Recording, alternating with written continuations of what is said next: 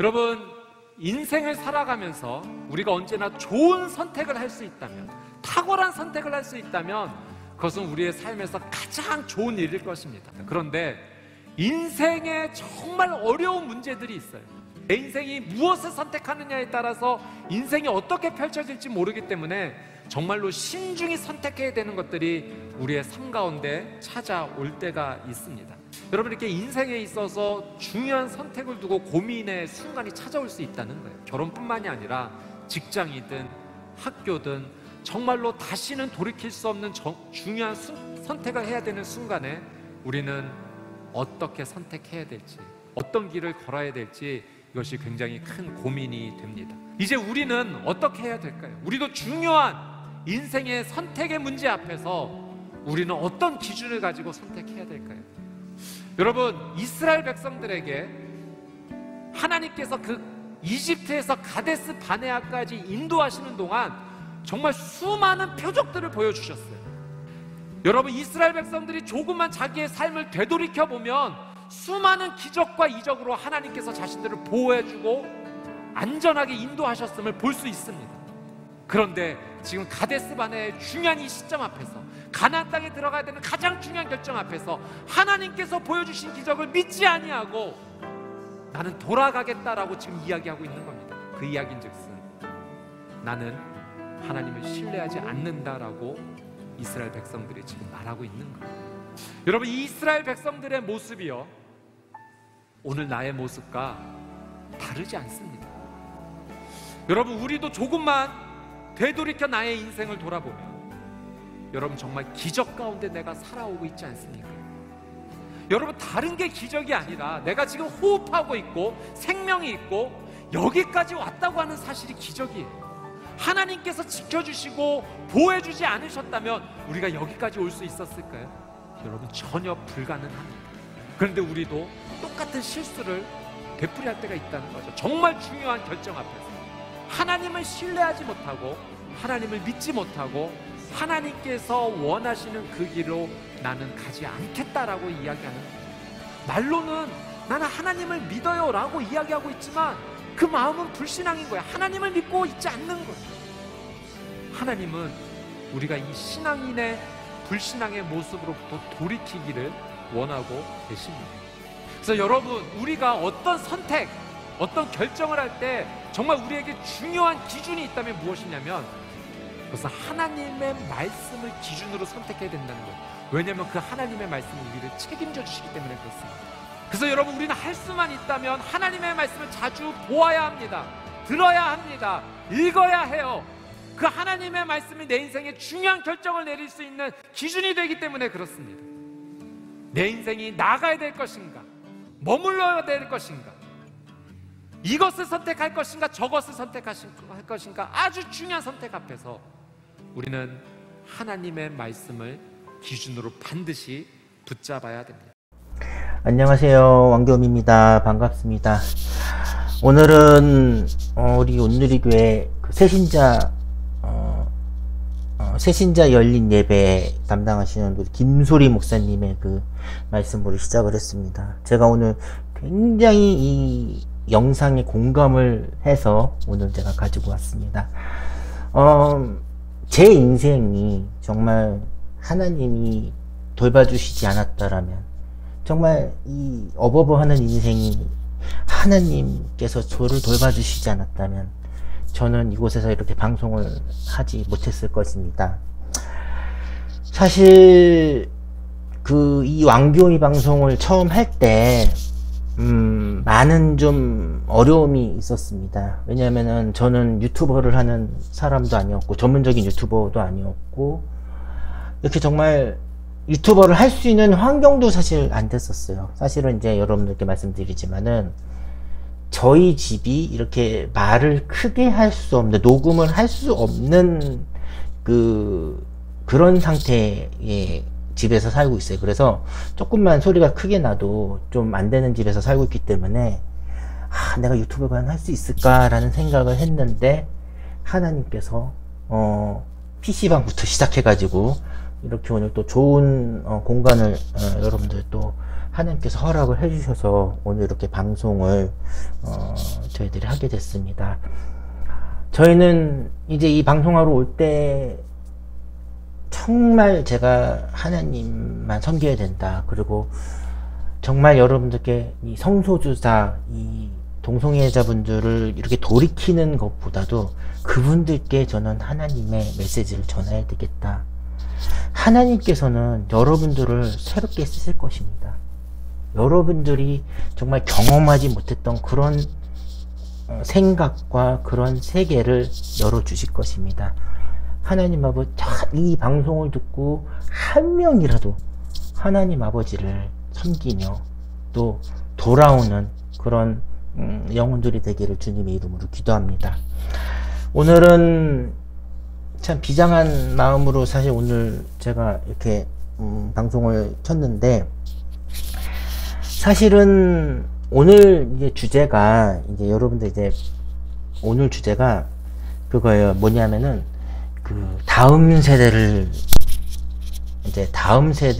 위한 이제 제목은 이제 그 동성애는 찬반의 대상이 아닙니다 라는 제목으로 했는데, 사실은 그 다음 세대를 너무 걱정하는, 그리고 다음 세대까지 이 동성애와 이 성소수자들 문제가 전파되지 않도록 하는 마음에서 오늘은 조금 좀 진중한 마음으로 오늘 할까 합니다. 그래서 여러분들이 다시 한번 여러분께 말씀드리지만 동성애가 왜 죄인지를 여러분들께 먼저 말씀을 드리고, 왜 죄인지를 먼저 동영상을 하나 보고 그 다음에 다시 이야기를 계속 하겠습니다.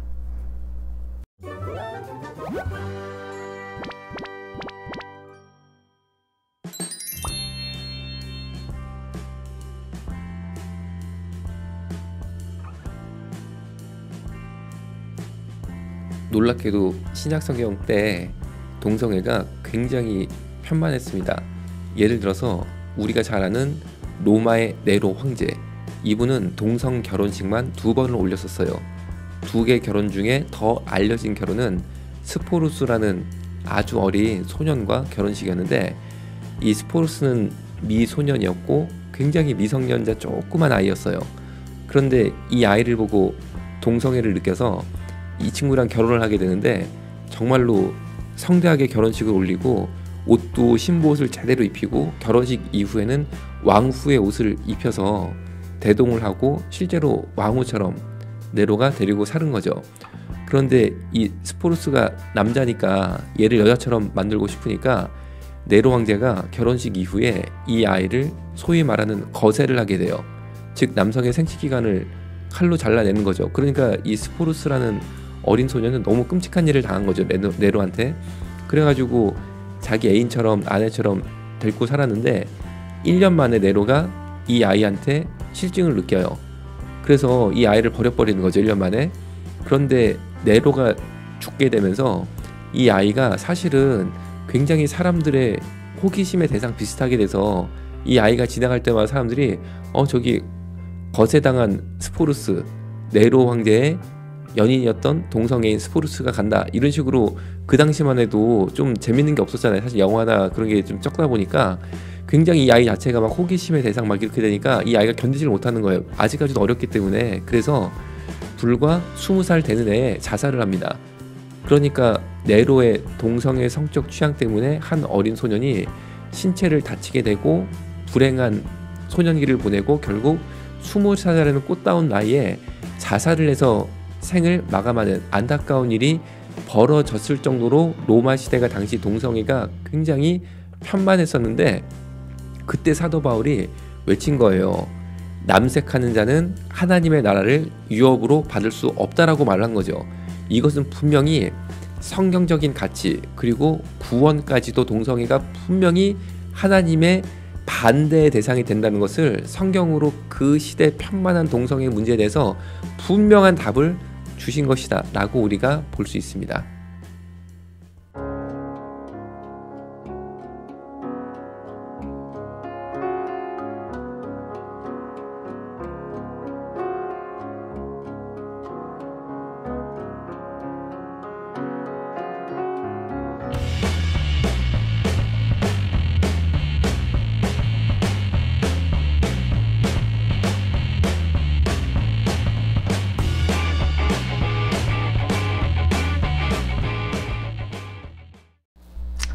우리들이 나만 동성애를 하면은 괜찮아요. 근데 죄 없는, 그니까 이 지난번 동영상 그 이현아 목사님 그 동영상 때도 얘기를 했지만은 동성애자가 아닌 사람들까지도 동성애자를 만들고 결국은 그 삶을 파괴하기 때문에 이 동성애가 죄라는 거죠. 그 동성애라는 게 결국은 나는 동성애자가 아니지만은 누군가에 의해서 동성애자가 될 수 없는 시스템이 지금은 될 수밖에 없다는 거예요. 다시 얘기하자면 내가 자의적으로 나는 남자가 좋아 여자가 선천적인 게 아니라 내가 어느 누군가한테 그 동성애를 당한다 그러죠. 그 동성애를 당하고 나서 결국은 그 당하고 나서 내가 동성애자가 되거나 아니면 그 상처를 끝까지 안고 가거나 한다는 거예요. 저도 이제 제 경험을 지난번에도 말씀드렸지만은 저도 그 이제 7살 때 이제 그 어떤 그 아저씨 그 이렇게 뭐 손에 이끌려서 저도 그런 일을 사실 당하긴 했습니다만은 정말 그런 것들은 이제 여러분들이 우리 세대가 하고 이제 우리가 동성애를 하고 싶어서 하고 안 하고 싶어서 안 하는 시대는 아니라는 생각이 들어요. 왜냐면 내 전체의 사람들이 전부 다 동성애자고 전부 다 성소수자인데 내가 그 주위에서 나를 가만 놔두겠냐 이런 얘기죠. 그런 거를 봐서라도 동성애는 분명히 그 다음 세대에 분명히 없어져야 되고 뿌리 뽑아야 될 죄라고 저는 생각이 들어요. 아직도 저의 방송을 보면서 동성애는 선천적이다 뭐 이렇다라고 말씀하신 분들이 굉장히 많이 계신데 여러분들 정말 그런 그 말씀들은 여러분들의 그 동성애나 그런 성소수자는 여러분들이 정말 회개하셔야 되는 그런 그 죄일 뿐입니다. 여러분들을 저희가 도와드릴 수 있고 여러분들을 도와드릴 수 있고 여러분들 한 분이라도 정말 예수님의 그 사랑 안으로 저희들이 들어오셨으면 좋겠어요. 사실 지난주에도 정말 안타까운 게 그 8.15 그 집회가 정말 굉장히 격렬하게 이게 벌어져가지고 사실은 그 코로나 확진자가 굉장히 많이 늘어나가지고 그 집회에 그 서울시 안에서 그 서울시는 그 3단계가 이미 그 거리두기 3단계가 이미 시행이 됐어요. 그래서 그 10명 이상은 못 모이게 돼 있거든요. 그래서 10명 이상 모일 수 없는 상태에서 저희들이 우리 네이무 리턴즈 염한섭 원장님 차별금지법 반대 그 집회를 9분인가 했어요. 9분 모여서 그걸 했는데 정말 그걸 보고서 이 온라인으로 그걸 보면서 정말 내가 저기를 가고 싶다라는 생각이 너무나 많이 드는 거예요. 저기를 가고 싶고 기도하고 싶고 같이 차별금지법을 반대를 외치고 싶은 성도들이 굉장히 많고 그때 정말 2,000명, 3,000명이 같이 이 온라인으로 보는 거야. 같이 보면서 기도하면서 우리가 지금 그들을 이렇게 복음을 전하지 않으면 그들은 죄에서 이렇게 지옥불로 들어가게 된다. 우리가 정말 최근에 부산에서도 그런 일이 있었잖아요. 차가 혼자 굴러가는 거야. 이 애엄마가 차를 갖다가 사이드 브레이크를 풀어놓고 내렸는데 그 차가 그냥 방향도 없이 휙 굴러가는 거예요. 근데 어떤 사람이 딱 나타나서 그 차에 타가지고 부딪히기 직전에 아기를 구한 거야. 그 차 안에 아기들을 구한 거예요. 우리도 인생이 마찬가지예요. 여러분들은 어떨지 모르겠지만 저희들이 보는 시선은 여러분들은 지금 지옥의 불구덩이 안으로 정말 빠르게 지금 돌진하고 있는 그런 상태라니까. 지금은 물론 모르죠. 하지만 여러분들이 제가 말씀드렸잖아요. 죽는 날을 언제인지 모르고 내가 성별을 결정할 수 없고 내가 태어날 날을 결정할 수 없듯이 내가 죽는 날을 내가 결정하지 못한다니까. 그게 무슨 뜻이냐면은 여러분들의 인생은 하나님이 하시기에 벌써 인생이 결정났다는 거예요. 근데 여러분들께서 하나님의 그 품에서 벗어난 거지. 그러니까 하나님께서는 여러분들을 위해서 정말 여러분들이 생각하지도 못한 큰 축복과 은혜를 지금 준비를 해놓고서 막 이렇게 그 돌아오시기를 바라는데, 여러분들은 자꾸만 저분들은 혐오 세력 그러면서 하나님께로 돌아오라 그러면 혐오 세력은 말은 듣기 싫어하면서 막 여러분들이 그러시는 거잖아요. 저희들이 어떻게 불려지기를 불러지는 건 상관이 없지만 여러분들이 한 분이라도 저는 이 예수님께 말씀을 받아서 저희가 돌이키기를 바랍니다. 그래서 저번 때 8월 8일 날 있었던 우리 차별금지 반대 동영상을 보고 저희들이 다시 올게요.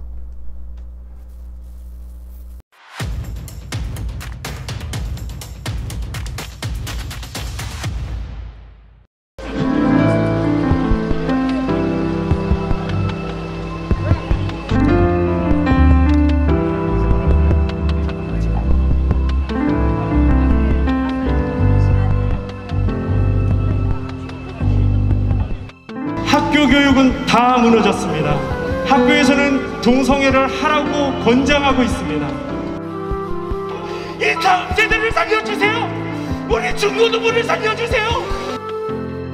꼭 정의당 앞사에서 우리가 차별표현 막는 뜨거운 성령의 불길 함께 체험하기를 원해요. 정말 하나님께서 얼마나 이 땅을 애통하게 보시고 현재 이 상을 얼마나 애통한 마음으로 보시고 예수님의 마음이 얼마나 아프신지, 그리고 이곳에서 드려지는 기도를 예수님이 얼마나 기쁘게 받으시는지, 그런 거를 너무 제가 느껴서 그런 눈물도 흘리고 그런 감정 가운데 시간을 보내서 너무나 감사했습니다.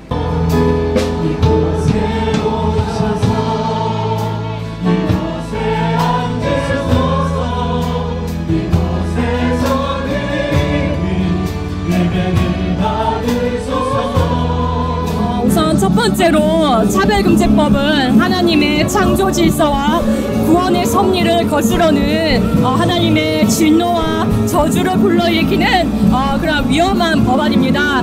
또한 차별금지법은 믿으시는 분들이든 믿지 아니하시는 분들이든 거의 대부분의 국민들이 반대를 하고 있거든요. 그래서 대다수의 국민들의 목소리를 꼭 들어주셨으면 하고, 무엇보다도 하나님이 살아계심을 꼭 아시고 주님께서 이렇게 지혜와 자비로 이렇게 기다리고 계실 때 정말 회개하여 차별금지법 반대하시고 다시 돌아오시기를 정말 기도드립니다.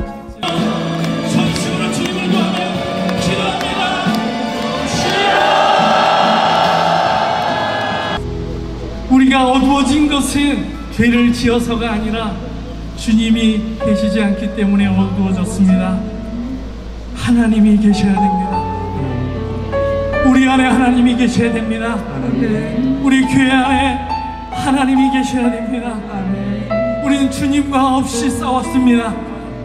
내 힘으로 싸웠습니다. 그러기 때문에 상하고 다투고 강팍해졌습니다. 하나님, 내 힘으로 싸우지 않습니다. 이 시간에 주의 영으로 임하여서 하나님, 블레셋 사람들이 이삭을 보면서 싸우지 않고 주님만을 예배했습니다. 빼앗으려면 빼앗아라. 나는 주님만을 예배한다. 끝내 그 이방 민족의 사람들이 너와 함께한 하나님을 보았다. 그 하나님과 나도 교통하고 싶다고 돌아온 것을 기억합니다. 하나님, 우리와 함께 하신 주님을 보게 하여 주시옵소서. 우린 주님 없이 싸우면 안 됩니다. 주님이 싸우도록 우린 주님만 구할 뿐입니다. 끝내 그들은 나와 함께 하신 주님을 보고 두려워 떨 것입니다. 하나님이여, 하늘 문을 열어서 주를 보게 하여 주시옵소서.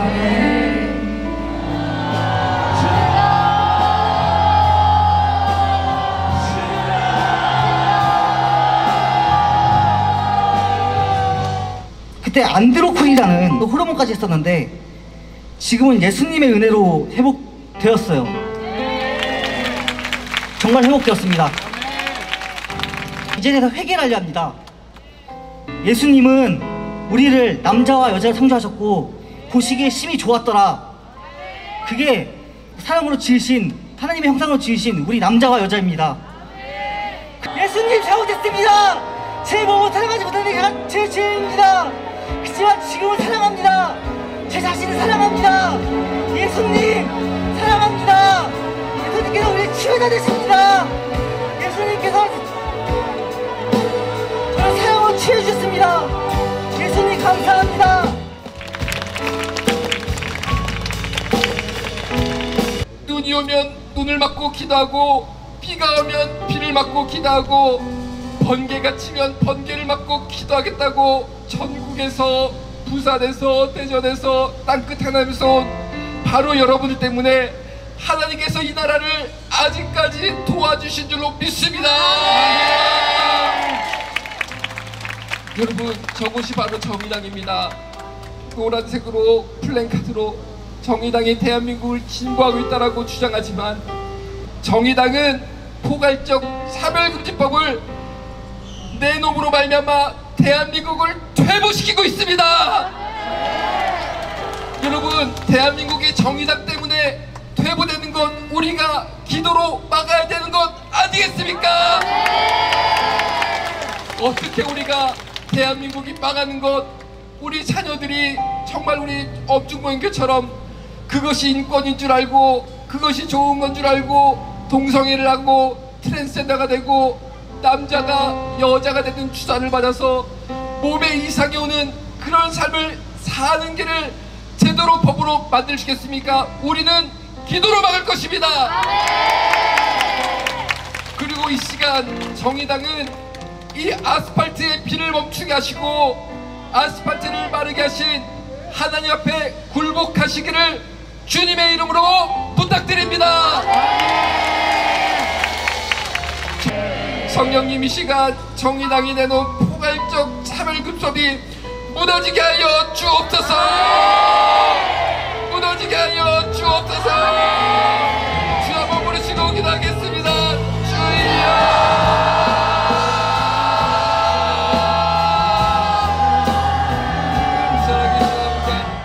이곳에 하나님이 왜 보내셨는지는 이곳에 서보니까 알 것 같습니다. 주님, 왜 제가 거기 가야 하지요? 주님, 제가 뭔데 거기 가야 하지요? 근데 여러분들한테 드릴 말씀이 있었던 것 같습니다. 저희 학생 중에 학교를 다니다가 힘들어했던 학생들이 있었습니다. 학교에 갔는데 레즈비언들이 있다라는 것입니다. 그것을 보고 너무 힘든 겁니다.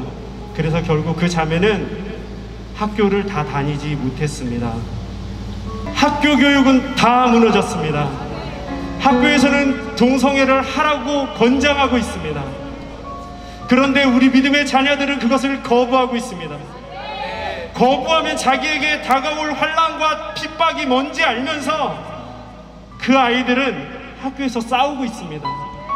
이 시간 여러분들 기도해 주셔야 됩니다. 그들이 그것을 이길 수 있도록 기도해 주셔야 됩니다. 세상 나라 가치관으로 살아가는 것이 아니라 하나님 나라 가치관으로 이 땅에 썩어질 것을 보고 사는 것이 아니라 영원히 목마르지 않은 하나님의 상수로 살 수 있게 해달라고 이 시간 주님의 이름을 한번 부르고 이 다음 세대를 살려주세요. 우리 중고등부를 살려주세요. 이 땅에 하나님 나라가 선포되게 하여 주세요. 아이들이 세상 나라 가치관에 갇혀 사는 것이 아니라 하나님 나라 가치관으로 살게 해주세요 하고 주님의 이름을 한번 부르고 동성으로 기도하시겠습니다. 주여!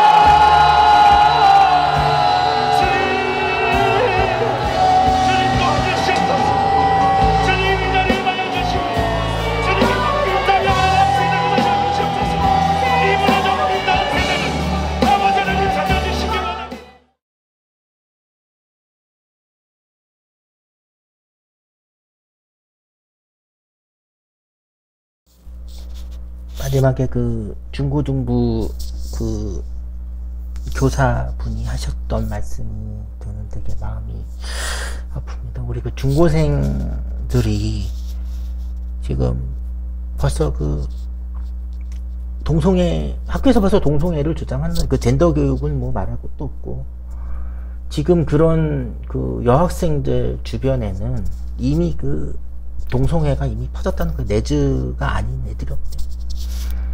그런 사이에서 정말 기독교를 믿는, 우리 하나님을 믿는 그런 정말 친구들이 많은 정말 핍박과 고난으로, 너는 이게 문화고 이게 트렌드인데 왜 따르지 않느냐라고 오히려 얘기를 한다는 거죠.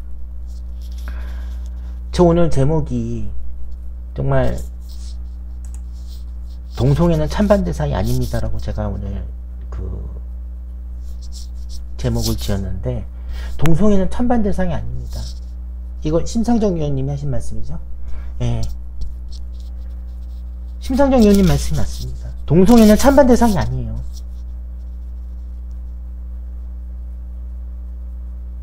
설마 그거를 찬성의 의미로 얘기를 하신 거는 아니겠죠? 우리나라가 지금 인구가 지금 벌써 그 출생률이 지금 뭐 0.94 이렇게 지금 되고 있는 현실이라고 하고, 지금 제대로 된 가정에서 지금 아이를 보기가 굉장히 힘든 그런 국가가 됐어요. 근데 그 안에는 뭐냐, 이 성적인 타락이 첫 번째였다는 거죠. 우리들이 했던 죄들, 우리들이 봤던 음란물, 동영상들, 그런 것들, 그런 죄의 조각들이 지금 이렇게 우리한테 다가오는 거예요. 우리한테만 다가오면 문제가 없죠. 근데 다음 세대들, 우리 아들, 딸, 이런 애들이 동성애를 한다고요. 앞에도 말씀드렸지만 저희 세대까지 보는 거는 괜찮아요. 근데 다음 세대들까지 이게 이어져서는 안 된다. 그리고 이참을 계기로 동성애는 찬반 대상이 아니다. 그리고 그 동성애를 벗고 하나님께 오면은 하나님께서는 놀라우신 축복과 은혜를 여러분들께 주실 것을 믿습니다. 이 왕교미 채널, 이따가 말씀드리겠지만 왕교미 채널에 대해서 어떻게 할까도 지금 굉장히 많은 고민을 하고 있고, 저도 지금 어떻게 방송을 이어갈까 지금 저도 굉장히 고민을 많이 하고 있어요. 전문적인 유튜버가 아니기 때문에. 근데 지금 점점 하나님께서 이제 주시는 그 은혜가, 저는 점점 방송 상황이 좋아지고 있어요. 그리고 앞으로 더 좋아질 기미가 보이는 거예요. 그러니까 지금은 제가 일주일에 한 번 방송을 하고 있는데, 앞으로는 그게 좀 더 자주 있을 가능성이 굉장히 많다. 여러분께 알려드리고, 정말 한 명이라도 이 하나님께로 돌아온다면, 이 왕규현이 방송 정말 여러분들께 한 명이라도 하나님께 돌아온다면 저는 이 방송 끝까지 할 거다. 여러분들께 말씀을 드릴게요. 그리고 다음 세대들이 정말 다음 세대들이 정말 하나님 아버지를 믿고 나아가는, 그리고 여러분들도 정말 하나님의 축복을 받는 그런 인생을 사시기를 주님의 이름으로 기도합니다. 자, 이제 다음에 볼 동영상은 그 탈동영, 지금은 아니지만 예전에 그 레즈였죠. 그 레즈였던, 그러니까 중고등 학창 시절 때 레즈였던 분이 탈동성애를 한 그 동영상을 보고 이제 본격적인 얘기를 하도록 할게요.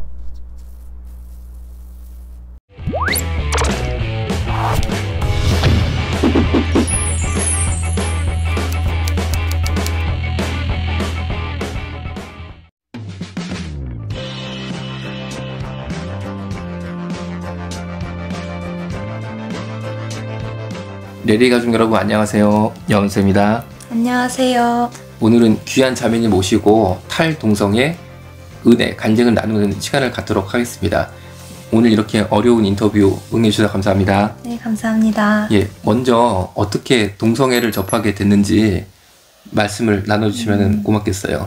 네, 처음 접하게 된 것은요, 이제 어렸을 때 초등학교 5학년 때 제가 그 빅뱅을 좋아했어가지고 인터넷 소설 이제 검색을 하다가 빅뱅 팬픽을 우연하게 검색을 해서 보게 되었어요. 예, 팬픽이 뭔지 조금만 설명을 좀 해주실까요? 팬픽은 이제 동성애 이제 남자 그룹은 남자 멤버들끼리의 그런 엮어서 이렇게 뭐라 해야 되지? 동성애 하는 걸로 네, 팬들이 소설을 쓰는 네, 거죠. 소설 쓰고 썰을 푸는 그런 걸 팬픽이라 하는데 그거를 이제 처음 봤는데 너무 재밌고 이제 술술 읽혀가지고 그래서 이제 그 초등학교 5학년 때 동성애 그 소설을 팬픽을 처음 읽고 그리고 또 이제 연예인에 관심이 없어졌다가 이제 중학교 올라와서 친구를 사귀었는데 그 친구가 이제 그림을 잘 그리는 공부도 잘하고 그림도 잘 그리는 친구였어요. 그래서 그 친구랑 친해지기 위해서 제가 애니메이션을 굉장히 많이 보고 밤새도록 보고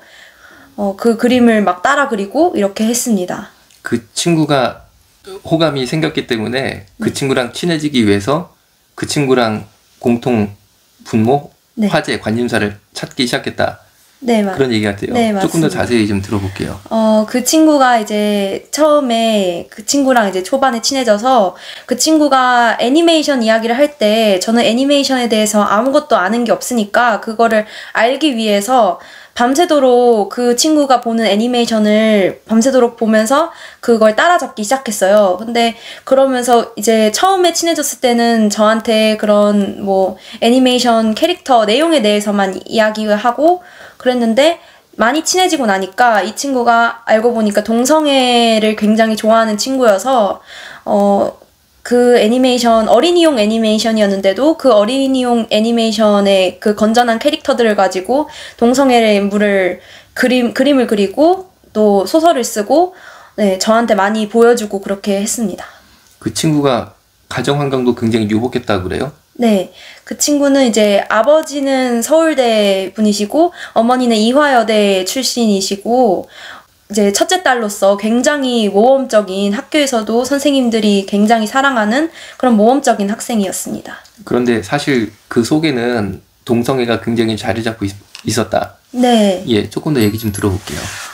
그 친구가 이제 겉으로는 이제 남들 앞에서는 너무나 모범생이고 너무나 공부도 잘하고 그림도 잘 그리는 그런 완벽한 학생인데 이제 혼자 이제 따로 노트를 하나 더 만들어가지고 그 노트에는 야한 그림만 그리는 거예요. 그래서 그 야한 그림만 그리고 동성애 그림 그리고 그런 야한 썰 같은 거를 걷다가 쓰고 그런 식으로 자기만의 그런 비밀 노트를 만들어서 그렇게 쓰고 저한테 보여주고 그렇게 썼습니다. 그런데 놀랍게도 그 친구가 그리는 그런 은밀한 그림과 글들이 주로 남성 간의 동성애를 다룬 내용이 네. 많았다고 그래요? 네. 남성 간의 동성애도 다루고 이제 여성 간의 동성애도 다뤘는데 특히 이제 이 친구는 게이물에 굉장히 호감이 있고 관심이 많아가지고 네, 게이물을 주로 그렸습니다. 왜 그분이 그렇게 게이물 혹은 다른 여학생들도 희한하게 게이물을 너무 좋아하고 거기에 중독 현상을 보이는 여학생들이 있는데 그게 왜 그럴까요? 제가 생각했을 때는 이제 사람이 이제 이성에 대한 그런 좀 판타지라고 해야 되나요? 그런 게 있잖아요. 그래서 이런 남자가 있으면 어떨까? 저런 남자가 있으면 어떨까? 하는 생각에 그거를 엮어서 더욱 더 자극적으로 쓰기 때문에 오히려 이성애보다 동성애를 갖다가 더 자극적으로 받아들여질 수밖에 없는 것 같습니다. 그리고 동성애를 하더라도 여자 입장에서는 여성 동성애물보다 어쨌든 간에 남자에 대한 호기심이 있으니까 성적 호기심이 있으니까 남자 간의 성관계를 담은 남자 동성애물을 더 선호하는 것 같다. 또 이런 뜻이신 것 같아요. 네. 그래서 그 다음엔 어떻게 됐나요? 그 학생과의 만남 이후에. 그 학생이랑 이제 그 친구랑 엄청 친하게 지내면서 저도 거기에 물들기 시작하면서 이제 교회에서도 학교에서나 교회에서나 한 번도 동성애가 죄라는 것을 알려주지 않았고 가르쳐주지 않았고 동성애를 하면 지옥에 간다는 것을 저한테 아무도 알려준 적이 없기 때문에 그걸 너무 당연하게 그냥 받아들였던 것 같아요. 그래서 저도 이제 그 친구처럼 그렇게 남성 간의 사랑을 그런 식으로 그리고 본인이 그리기 시작한 거예요. 친구의 영향을 받아서. 네, 그리고 글도 쓰고 막 이렇게 서로 대화도 하고 그런 동성애에 대해서 대화도 하고 그러면서 놀았고 그 친구랑은 저희 엄마한테도 저는 비밀로 하고 그 친구랑만 그렇게 놀게 되었어요. 자, 그래서 그 친구와의 우정이라고 그럴까요? 그게 몇 년 정도 지속이 됐을까요? 중학교 내내 그냥 그 친구랑 붙어 있었는데 중간에 좀 떨어지긴 했었는데 다시 그 친구랑 또 어떻게 붙게 되더라고요. 그래서 중학교 시절에는 그 친구랑 많이 다녔습니다. 그리고 본인은 전혀 사실은 이전에 동성애자가 아니었던 거죠. 네. 그런데 그런 친구의 영향, 또 친구가 좋아하는 문화를 같이 공유해야지만 친한 관계를 유지할 수 있으니까 네. 공동의 어떤 대화할 수 있는 소재라든지 등등해서 그 친구가 좋아하는 동성애물을 따라 좋아하게 되면서 점차 내가 동성애자가 돼가기 시작했다. 네. 예, 정말 가슴 아픈 얘기인데 그 다음 얘기 이제 들어볼게요. 네. 저는 근데 제가 이성애자라고 생각을 했어요. 동성애를 좋아하지만 나는 이성애자다.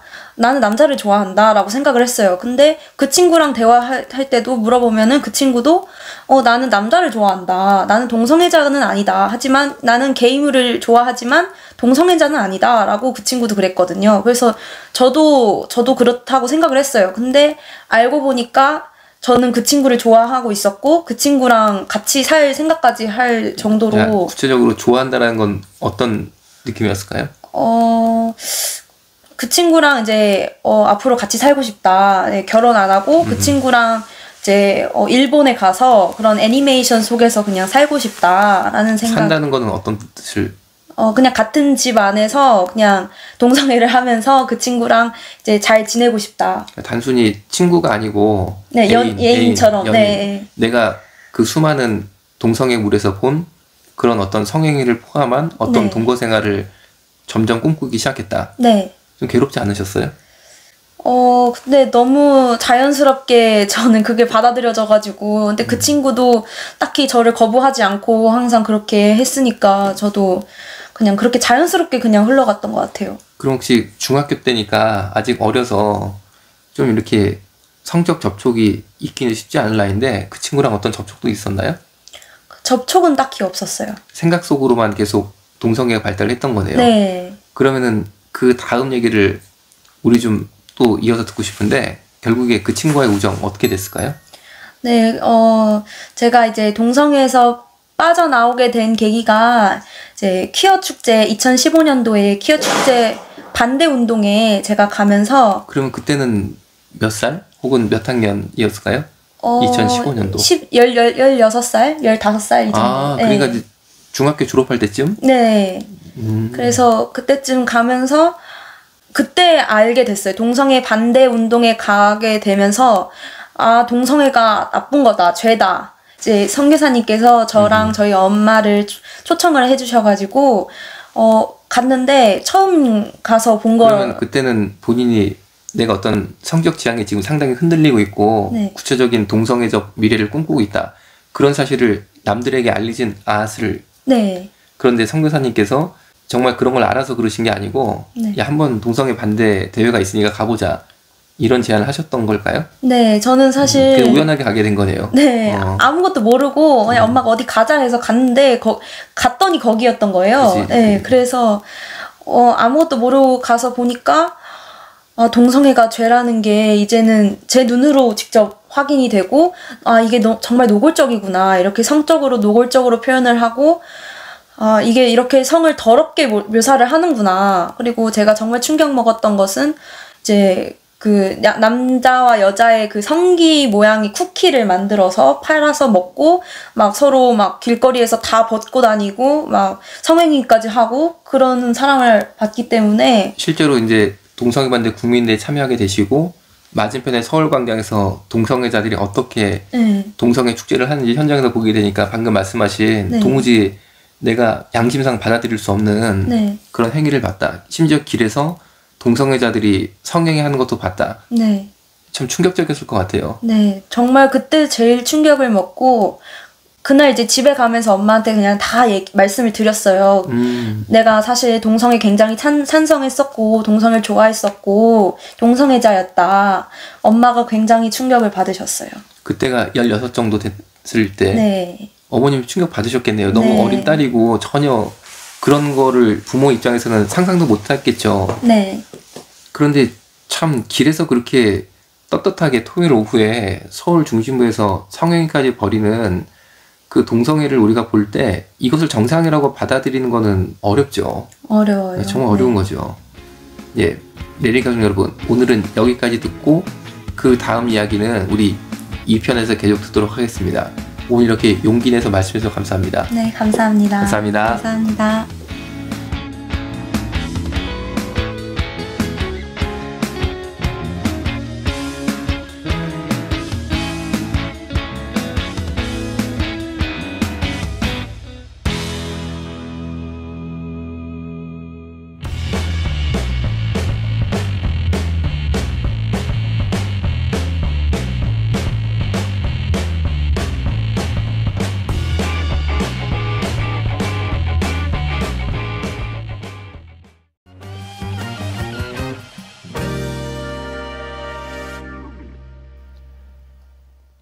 레리간 여러분 안녕하세요. 여한수입니다. 9월 18일부터 9월 29일까지 무려 12일 동안 제21회 서울 퀴어 축제를 하겠다라고 발표가 났습니다.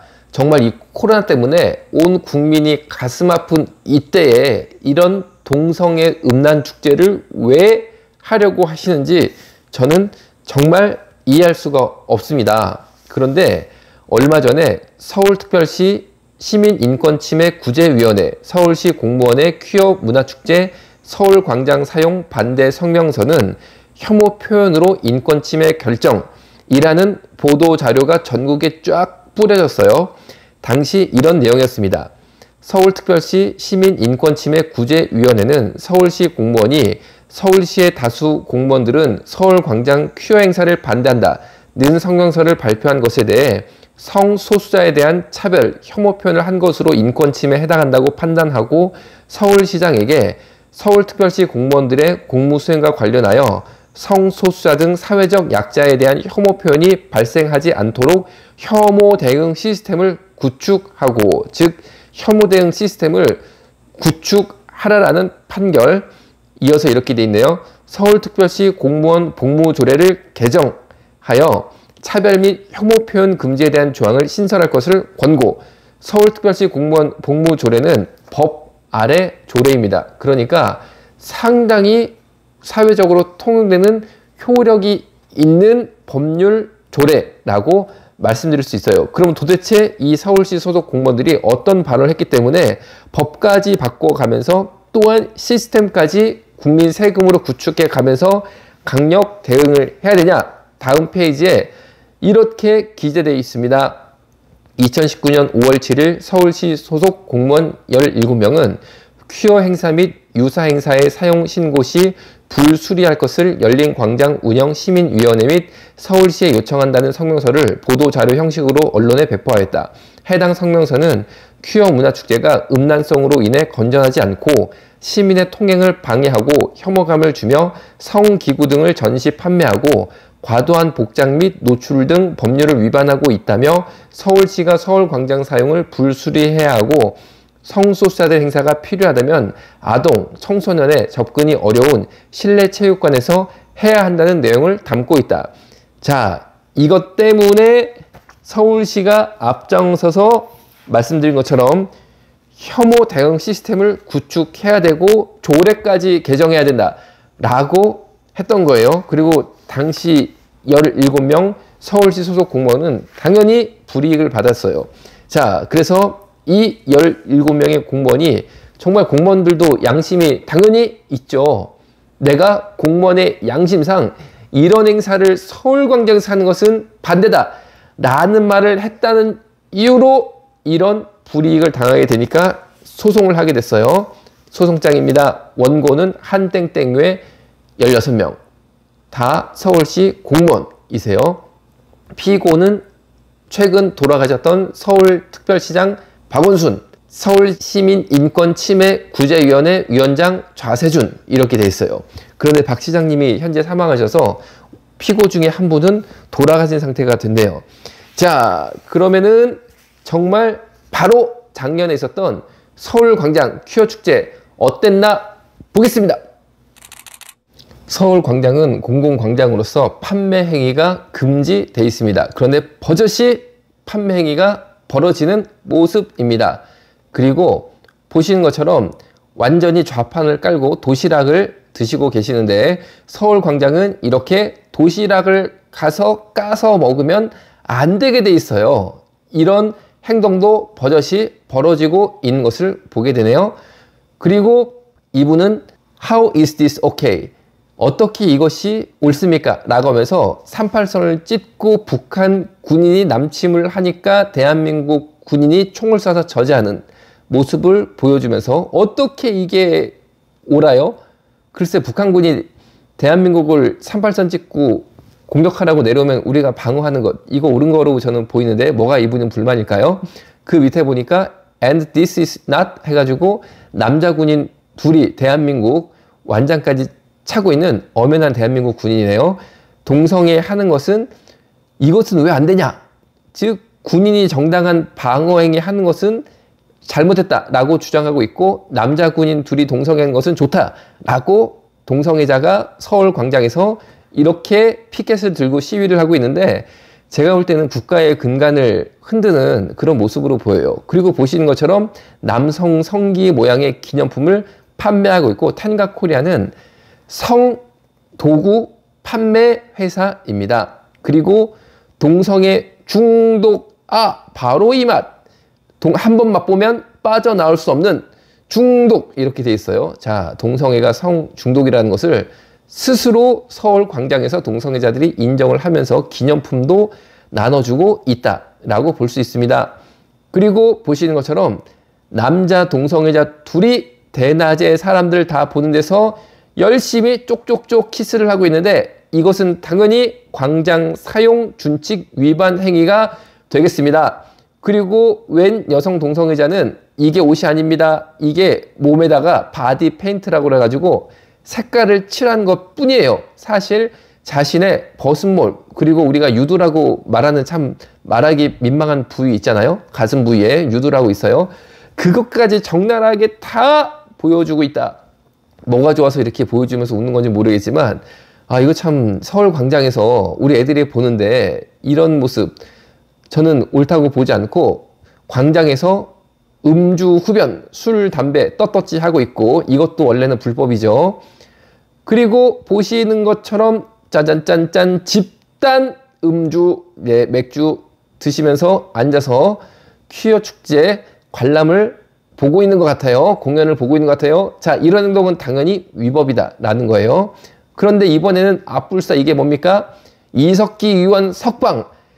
동성애 퀴어 축제하고 이석기 의원 석방이 무슨 상관이 있을까요? 이석기 의원이 동성애자도 아닌데 굉장히 사상이 의심된다 라는 것이고, 보시는 것처럼 이석기 의원 석방 말 몇 마디 했다고 독방에서 용역죄 라고 되어 있는데, 무지개 칼라로 배경화면을 쓰고 있는 피켓이 보시는 것처럼 육색 무지개, 동성애 무지개예요. 자, 그리고 마지막 사진입니다. 이 남자는 왜 이렇게 온몸이 훤히 들여다보는 옷을 입고 광장을 헤매고 누비고 계실까요? 자, 이런 행사에 대해서 이게 바로 따끈따끈한 작년 행사 사진 모습입니다. 이런 것에 대해서 서울시 공무원으로서, 야, 이건 좀 잘못된 거 아니냐. 차라리 실내 체육관 들어가서 해라. 서울광장에서 이런 거 하면 안 되지 않냐. 라고 말하고 성명서를 낸 것 때문에 서울시의 조례까지 바꾸겠다라는 그 사람들은 누구냐는 거예요. 그 사람들은 누구냐는 거예요. 그래서 정말 이 공무원들이 여러 가지 불이익 가운데서 어떻게 나라 한번 살려보려고 현재 소송까지 진행 중이다 라고 말씀드릴 수가 있겠습니다. 상황이 이러한데도 이제는 더 이상 퀴어 축제 반대 의견을 낼 수 있는 공무원이 실제적으로는 없어지게 됐다라는 것이 너무나 가슴이 아파요. 그래서 9월 18일에서 9월 29일까지 무려 12일 동안 서울 퀴어 축제를 하겠다라고 발표가 되었는데, 제발 우리 공무원들의 양심의 자유 억압받으면 안 됩니다. 여러분 기도해 주시고 올바른 공무원들이 소신껏 행정을 펼쳐갈 수 있도록 기도를 부탁드리고 퀴어 축제 막아봅시다. 감사합니다.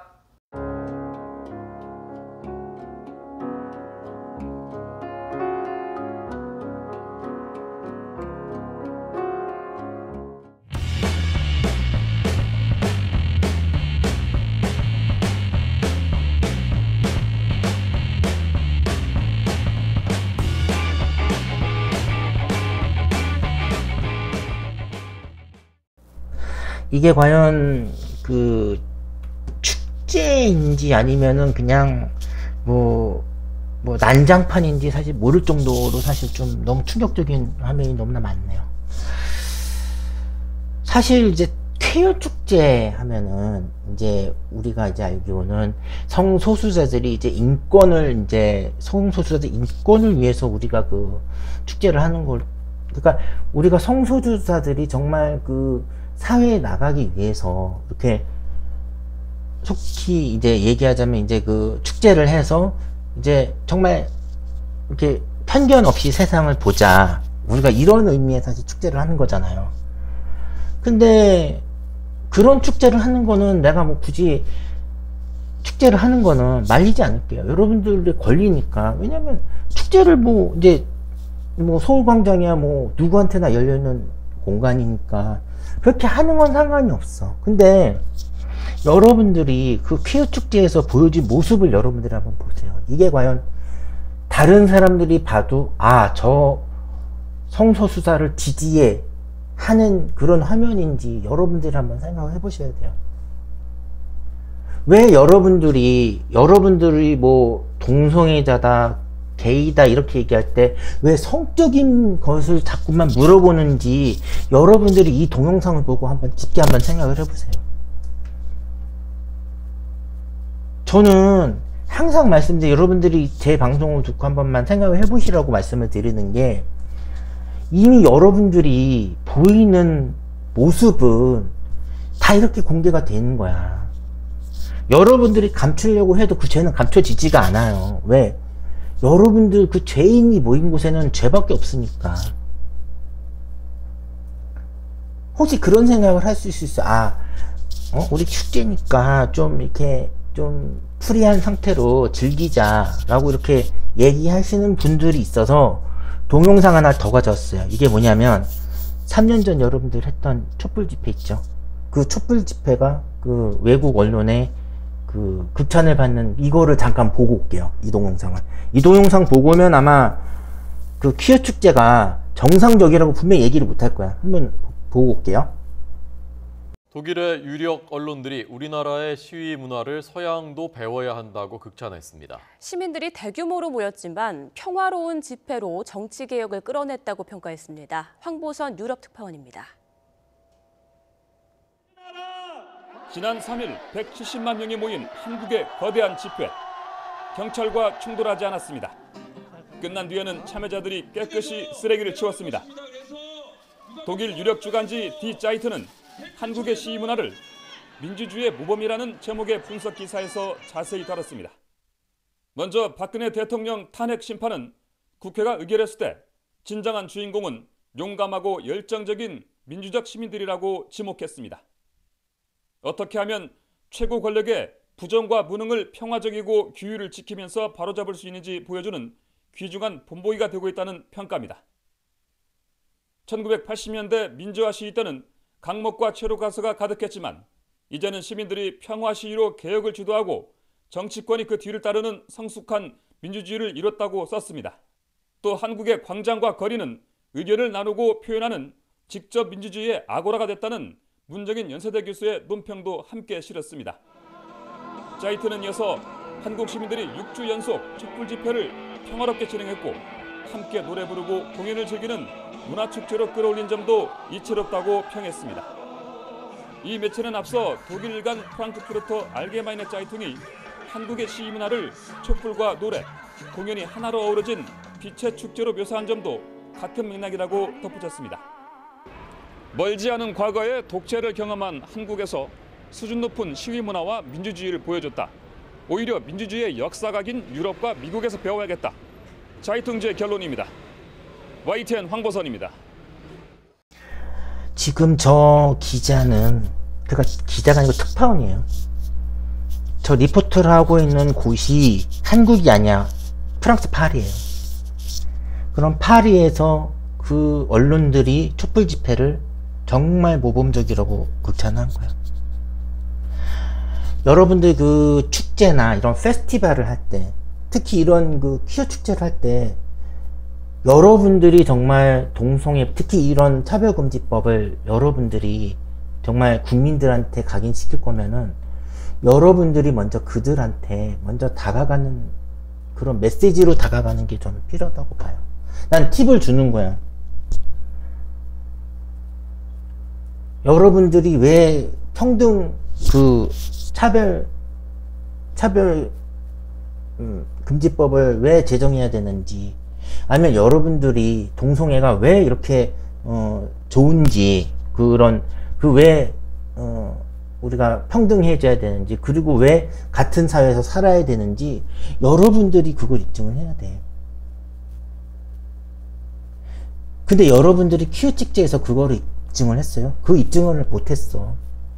오히려 지금 동영상 봐봐요. 축제다 그래서 막 즐기고 놀고 그런 게 아니에요. 여러분들이 이 의미를 잘못 생각하고 지금 퀴어 축제를 하는 것 같아. 여러분들의 방종을 하라고 퀴어 축제를 하는 게 아니고 여러분들의 인권을 올리라고 퀴어 축제를 하는 거예요.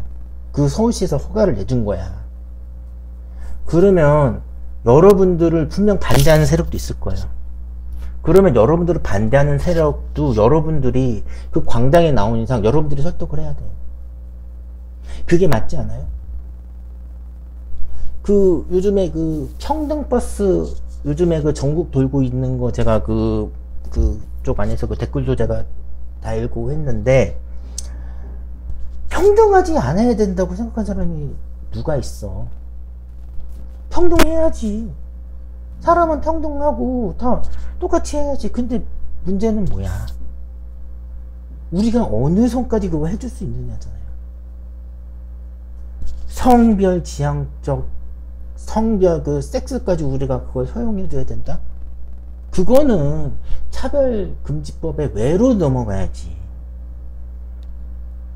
우리가 그래서 우리 사회가 지금 뭐 성별을 그거 아니야 지금 많이 평등화됐잖아요. 오히려 선진국보다 더 평등하다니까. 여러분들이 앞서 제가 말씀드렸잖아요. 그 하리수 씨나 홍석천 씨가 지금 활동하고 있잖아. 그리고 변호사 그 이완희 씨, 제가 성함을 제가 지금 생각이 안 나는데 무슨 그 이완희 씨인가 하는 분도 활동하고 있잖아요. 그리고 정의당은 지금 완전히 지금 동성애자가 지금 위원장을 하고 있잖아. 이렇게 젠더 위원장을 지금 하고 있잖아. 그런 시대에서 무슨 차별이 있고 그게 있다고 나는 생각하는지 모르겠어요. 말씀을 드렸잖아요. 여러분들이 법에 딱 제정되는 순간 여러분들을 옥죄는 법이 될 수밖에 없고, 여러분들이 그 실체가 낱낱이 드러날 수밖에 없는 법이라고 제가 분명히 말씀드렸잖아요. 법이 여러분들을 보호해주지 않아요. 오히려 여러분들이 정말 사회로 나가기 위해서는 여러분들이 사회를 설득시켜야 될 의무가 있는 거야. 저는 그래야 된다고 봐요. 내가 왜 사회생활을 설득해? 나는 나답게 살 거야. 그러면 여러분들답게 사세요. 근데 여러분들답게 사는 건 좋아. 중고등학생들 어떡할 거냐고. 중고등학생들도 동성애하고 그렇게 나쁜 아저씨한테 그렇게 데려가서 그렇게 당하고, 그게 평등한 세상이 아니잖아. 그거는 완전 사탄이 지배하는 세상이잖아요. 여러분들이 그거 알면서도 그렇게 간다는 거는 나는 참 양심이 없다라고 나는 생각이 들어. 제가 말씀드리잖아요. 여러분들의 그 동성애는 선천적인 게 아니라니까. 선천적인 게 아니고 여러분들은 회복과 하나님 아버지의 그 보혈로 회복을 받아야 되고 힐링을 받아야 되고 다시 치료를 받아야 되는 그런 존재라는 거를, 여러분들의 상처 하나하나가 모여서 그 동성애라는 그 죄를 키운다고 여러분께 말씀드렸잖아요. 저는 여러분들께 말씀드리지만은 지금은 사회 단계 2단계가 지금 검토가 됐기 때문에 풀렸기 때문에 지금 교회를 갈 수가 없어. 그러면 여러분들이 말씀을 유튜브로 여러분들이 말씀을 언제든지 볼 수 있는 세상이거든요. 아까 그 김소리 목사님 나와서 이제 처음에 말씀을 하셨는데, 제가 사실 김소리 목사님 제가 굉장히 지난 동영상에 굉장히 샤프한 목사님이라고 제가 소개를 해드렸는데, 정말 정말 제 말씀을 너무 귀에 쏙쏙 들어와요. 너무 이렇게 포인트만 꼭 집어주시고, 정말 내가 어떻게 살아야 하는지, 그리고 어떻게 하나님을 믿어야 되는지를 정말 잘 설명을 해주시는 분이에요. 사실 제가 정말 좋아하는 목사님 중에 한 분이시고, 사실 온누리교회 목사님들은 사실은 문제가 아예 없진 않지만, 그래도 정말 자신 잘못에 대해선 회개하고 반성할 줄 아는 나는 목사님들이라고 생각을 해요.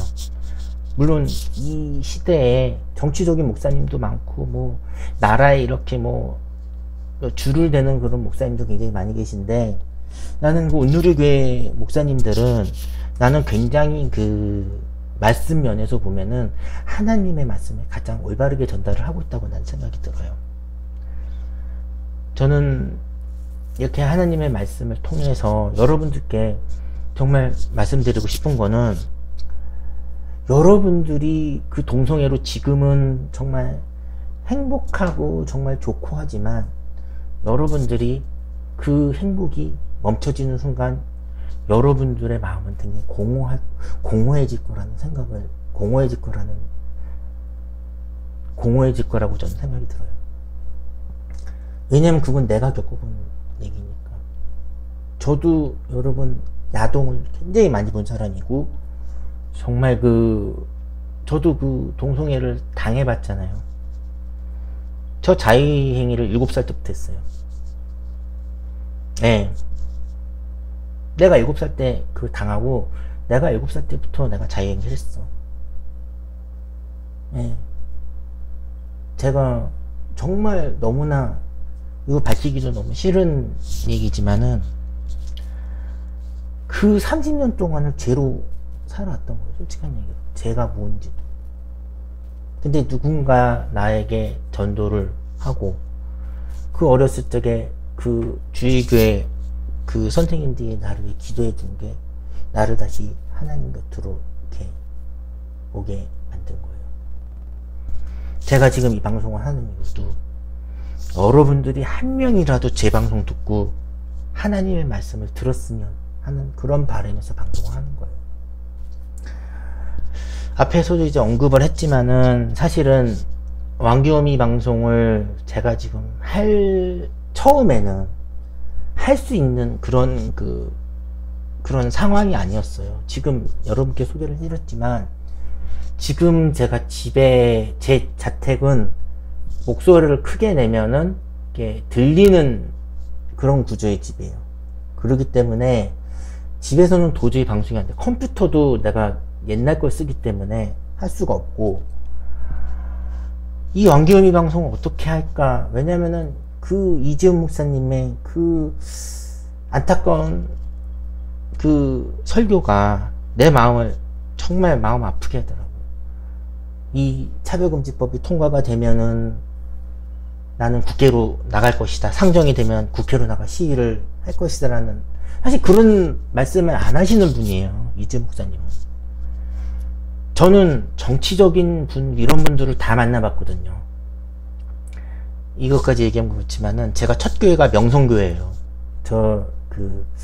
교회의 첫 시작을 명성교회로 시작을 했어요, 여러분들. 그러면 제가 어느 정도 경험을 했는지 아시죠? 저는 목사님의 그런 쇼를 다 봤지. 근데 그분이 나중에 이렇게 제가 명성교회를 떠나고 나니까 PD수첩에 나오는 거야. 우리 예전의 목사님이. 그러니까 얼마나 깜짝 놀라. 사람은 그런 존재예요. 난 목사님도 사실은 100% 안 믿어요. 사람은 믿을 존재가 안 돼.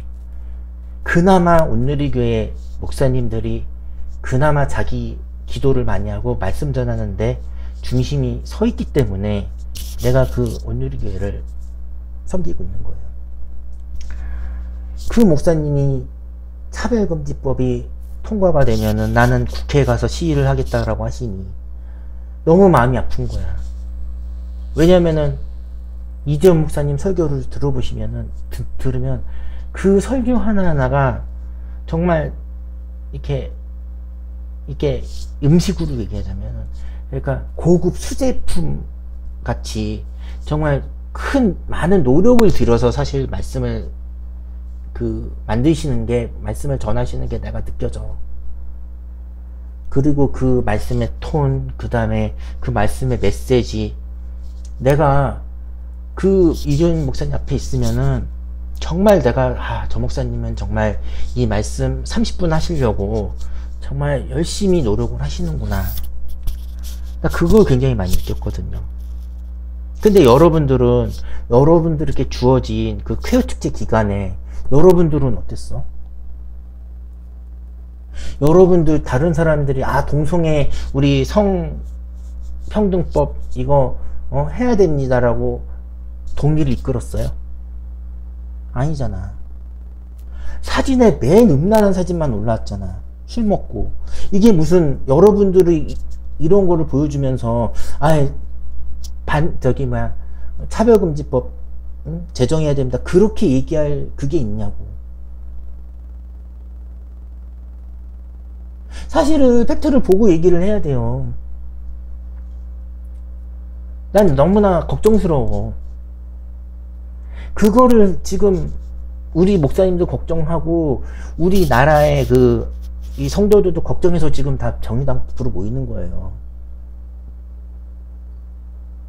여러분, 저희들의 진심을 제발 좀 알아주시고, 저희는 여러분들께 솔직한 얘기로 혐오 세력으로 뭐 들리든 말든 저희는 진짜 상관없어요. 뭐 저희를 어떻게 부르시는지 상관없어요. 하지만 여러분들이 정말 다시 돌이키기를 저는 바래요. 정말 여러분들께 환영받지 못해도 한 사람이라도 제 방송 듣고 하나님 품에 오기를 저는 간절히 기도하겠습니다. 앞에서 봤던 그 촛불 집회요, 박근혜 대통령 탄핵 위에 모였고 그 모임의 정당성과 순수한 취지를 지키기 위해 모범적으로 집회가 이루어진 거 보셨잖아요. 그때 제가 촛불 집회 갔죠. 촛불 집회 나가고 그때 그 분위기가 어땠냐면은, 경찰하고, 우리가 경찰이 에워싸잖아요. 제서 동호하는 거. 경찰하고 시위대가, 참가자가 촛불 집회 참가자하고 거의 하나 된 분위기였다니까요. 내가 기억에 남는 게, 내가 촛불 집회 나갔어. 이제 내가 촛불 집회 나갔는데, 그때 내가 비가 와서 이제 촛불 집회를 모이고 이제 행진을 하는 거예요. 이제 청와대 앞에 행진을 이렇게 하기로 했는데, 청와대 행진을 이제 따라갔는데 그거 놓친 거야, 그 행렬을. 그러니까 청와대 앞에 이제 분수대 있잖아요. 거기 앞에 이제 내가 이렇게 허둥대고 있는데, 그때는 박근혜 대통령 당시에는 거기가 이제 금지구역이었어. 청와대 앞에 분수대 있잖아. 그쪽이 금지구역이었어요. 근데 거기 나 혼자 딸랑 그렇게 들어가 있는 거야. 그래서 어떻게 해야지 하고서 이렇게 두리번거리면서 있는데, 앞에 경찰이 나를 잡더라고.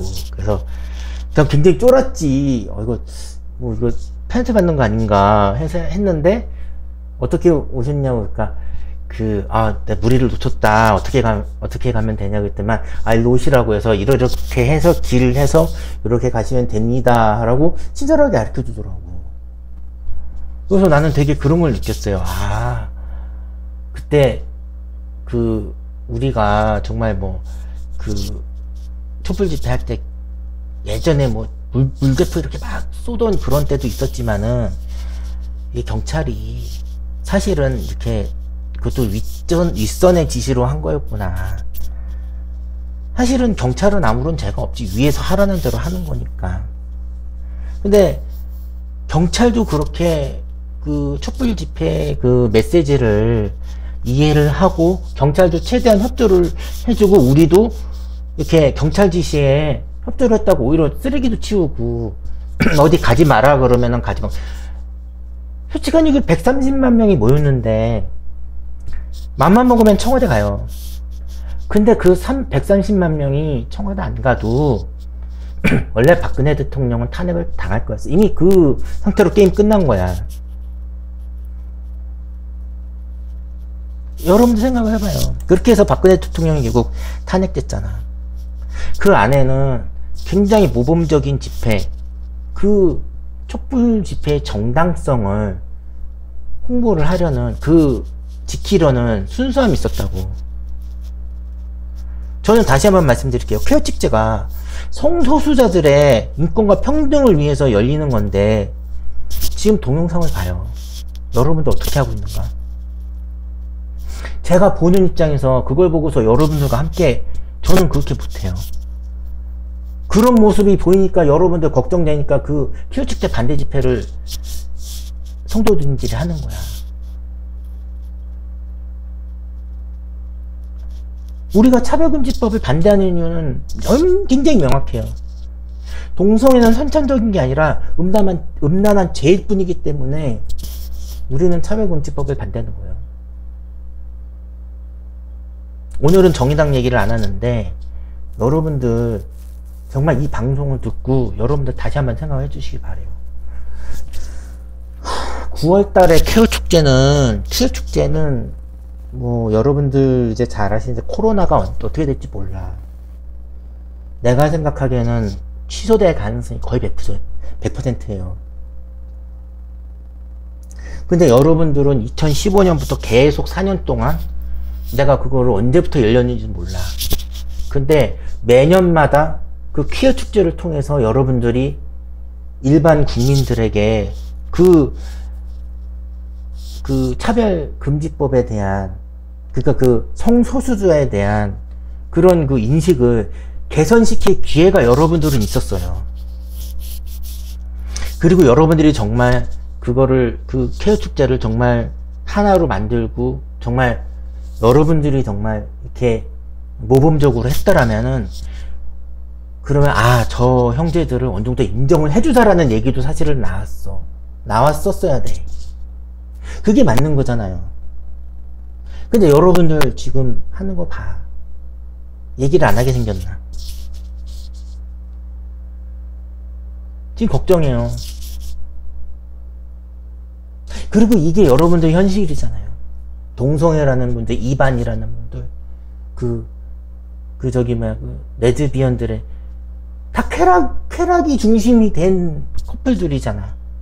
여러분들이 그걸 인정하셔야 돼요. 여러분들이 저희를 어떻게 부르는지 알아요. 여러분들은 어떻게 부르든지 난 상관이 없어. 근데 저희는 달콤한 말 이런 거 절대 못해요. 하나님 아버지 말씀은 저희도 달콤하게 말을 못해. 왜냐하면은 하나님은 진노의 하나님이시기 때문에, 긍휼의 하나님이시기 때문이에요. 제가 어느 그 댓글에 내가 댓글을 달았는데, 여러분들을 사랑하기만 하나님께서 여러분들을 사랑하기만 하잖아요. 그 사랑이 하나님이시라면, 우리 출애굽할 때 이스라엘 백성들 출애굽했던 곳하고 그 가나안 땅하고 길이가 50km밖에 안 돼. 서울에서 수원 거리밖에 안 돼요. 근데 그 서울에서 수원 거리를 40년 동안 빙빙빙 돌리셨다니까, 하나님께서. 정말 여러분들께서 원하시는 사랑의 하나님이시라면 출애굽해서 바로 가나안 땅으로 진짜 그 KTX를 딱 이렇게 모셔다가 딱 이렇게 해줘야 맞는 거지. 근데 하나님은 그러시지 않으셨다니까요. 왜? 그 안에 이스라엘 백성들이 그 애굽에서 가져온 우상들이 있었다니까. 하나님을 섬기지 않는 그런 죄들이 있었다니까. 그 죄를 내려놓는 훈련을 40년 동안 한 거예요. 그리고 모세를 통해서 40년이면 뭐야? 그 다음 세대들까지 가는 거잖아. 그 다음 세대들은 확실하게 말씀 훈련을 시켜서 가나안 땅으로 입성시킨 거야. 그런데 웬걸 가나안 땅 입성한 이스라엘 봐봐. 또 찢어지지. 여러분들 그게 사람이에요. 회개하고 돌이키는 게 사람이 아니고 그 안에서 죄를 또 저지른 게 사람이야. 이거는 내 방송이니까 조금 이렇게 여러분께 말씀을 드리는데, 앞에서 봤던 김소리 목사님 죄송합니다. 이것 좀 한마디만 언급을 할게요. 만약에 문제되면은 저 댓글 달아주세요. 이거는 온누리교회, 나는 교회도 바로 서야 된다는 의미에서 좀 말씀드릴게요. 이거 문제가 되면은 이거 저희 말씀해 주세요. 뭐냐면 김소리 목사님도 이 열린 새신자 예배를 사실은 타이에 의해 맡은 거예요. 원래는 누군가가 어느 목사님이 그 자리에 있으셨어. 이건 굉장히 좀 아픈 얘기예요. 근데 그분이 정말 얘기하기도 정말 좀 뭐라고 해야 되지? 좀 민망한 그런 걸로 사임을 하셨어요. 목사들도 죄를 지어요. 왜? 목사들도 사람이기 때문에. 하지만 내가 정말 온누리교회를 섬기는 이유는 뭐냐? 회개하는 마음이 있기 때문에 저는 온누리교회를 섬기는 거예요. 그리고 능력에 비해서 다 겸손하세요. 우리 온누리교회 목사님. 앞에 있는 김소리 목사님, 우리 이재원 목사님, 박종길 목사님, 다 정말 다른 교회 가면은 정말 다 담임 목사 이렇게 하실 분들이고 정말 다 능력이 있으신 분들인데, 온누리교회라는 공동체 안에서 서로서로 양보해 가면서 그렇게 하시는 거예요. 그런 걸 제가 온누리교회 안에서 봤기 때문에 저는 온누리교회를 섬겨요. 사실 우리 온누리교회 사실 이제 예전에 하용조 목사님께서 담임 목사님이셨다가 이제 암으로 소천하시고 이제 새롭게 이제 담임 목사님 이렇게 선출을 할 때 이제 두 분이 이제 계셨어요. 이제 교회에 이제 지금 이재원 목사님하고 박종길 목사님 두 분이 이렇게 계셨는데, 이제 최고 후보까지 올라온 거예요. 담임 후보까지. 그렇게 해서 올라오셨는데, 딱 두 분이 올라오시니까 이제 박종길 목사님이 양보를 하신 거예요. 사실은 투표를 했으면 박종길 목사님이 되셨을 수도 있는 게, 박종길 목사님이 더 연륜이 많으셨어요. 그리고 나이도 나이나 이런 거 따지만 능력이나 이런 게 더 많으세요. 하지만 박종길 목사님이 그 자리를 양보를 하시더라고요. 이재원 목사님이 하셨으면 좋겠습니다. 나는 그걸 보고서 참 박종길 목사님이 대단하다고 느낀 것이, 사실은 연차를 보면은 게임이 안 되는 게임이에요, 사실은. 근데 내려놓은 그러니까 그 능력을, 박종길 목사님은 이재원 목사님의 능력을 본 거야. 그리고 기도를 해서 하나님께서 이재원 목사님의 능력을 박종길 목사님한테 보여주신 거야. 그래서 양보를 해서 결국은 이재원 목사님이 되신 거예요. 물론 내가 담임 목사 되면 좋지. 대형교회 담임 목사 되면 좋지. 근데 나는 적어도 온누리교회에서는 양보라는 것이 있고 겸손이라는 것이 있고 회개라는 것이 있기 때문에 나는 온누리교회를 섬기는 거예요. 나는 성도로서 목사님들을 다 얘기를 나눠보고 이렇게 하지는 않았지만은, 말씀을 전하는 거 하면서 이 예배를 드리는 그런 진행들이 저는 정말 하나님께 가깝게 예배하고 있는 곳이 난 온누리교회라고 생각을 해. 그렇기 때문에 저는 온누리교회를 섬기는 거예요. 여러분들이 무슨 얘기를 제가 하고 싶은가 하면은, 여러분들이 정말 남들 앞에 내세우는 이런 퀴어 축제라는 거는 여러분들이 남들이 여러분들을 보는 거란 말이야. 여러분들이 판단하는 거예요. 근데 여러분들이 알아서 판단하세요. 뭐 우리 음란을 만든 그렇게 판단하세요 라고 하면 안 돼. 여러분들이 왜 성소수자들, 왜 동성애자들이 그런 차별을 받지 말아야 되며 왜 성소수자 퀘어들이 그런 정당하게 사회에 진출해야 되는가를 여러분들이 입증하고 설명을 해야 돼. 이게 문화다, 이게 뭐 유행이다라고 그거는 얘기가 안 돼요. 그렇게 따지면은 지금 최고 인기 있는 사람이 대통령이겠네? 그건 아니잖아요. 여러분들이 생각하는 것보다 세상은 복잡하게 얽히고 설켰단 말이야. 여러분들 상식적으로 여러분들을 찬성하는 사람들이 많겠어요? 반대하는 사람이 많겠어요? 그만큼 여러분들도 세상에 나왔다. 그럼 여러분들도 십자가를 지고 가는 거야. 여러분들이 다른 사람들을 설득시키거나 아니면 우리들의 설득당하거나 둘 중에 하나란 말이야. 근데 나는 끝까지 나는 내 자신을 지키고 나는 놓지 않을 거야. 여러분들 그럴 자신 있어요? 나는 목숨을 걸고 덤벼드는데 나는 하나님 일이라 생각하고 나는 목숨 걸고 할 거야. 여러분들이 말씀드렸어. 한 명이라도 나는 예수님한테 이 방송 듣고 오는 사람 있으면 나 이거 방송 계속 하겠다고.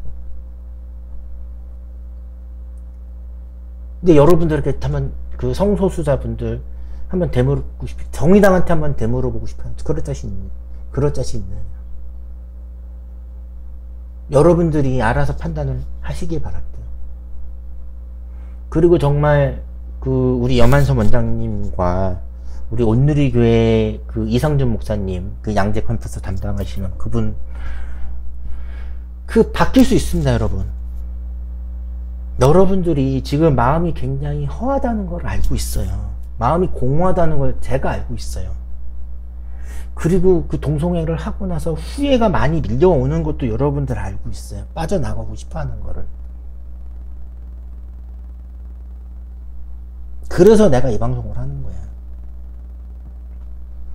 여러분들 정말 유튜브로 우리 이재훈 목사님의 생명을 살리는 말씀, 그리고 우리 김소리 목사님의 말씀, 여러분들 꼭 하나님의 영광을 찾으시고 하나님께 정말 복받는 인생이 될 수 있기를 주님의 이름으로 기도합니다.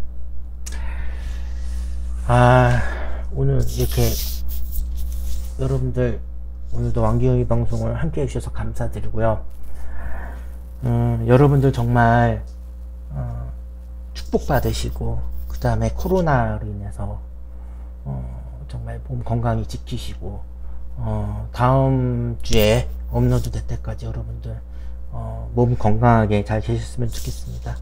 감사합니다. 안녕히 계십시오. 왕기영이었습니다.